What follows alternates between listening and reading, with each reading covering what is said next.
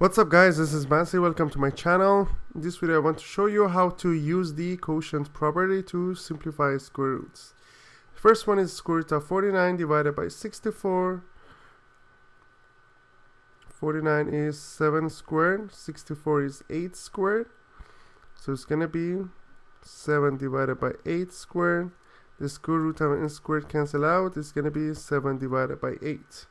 Next one we have 100 divided by 36. 100 is 10 squared divided by 6 squared.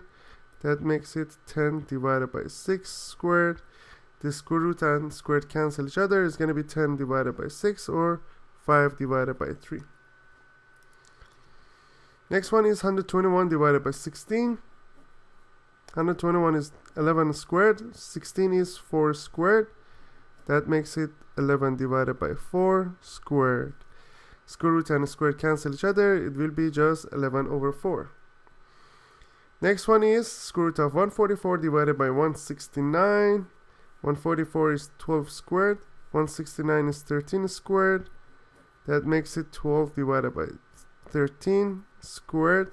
These two cancel out and it will be just 12 divided by 13. Next one is square root of 72 divided by 98. 72 is 2 times 36.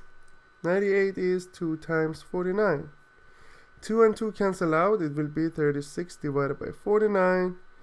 And 36 is 6 squared.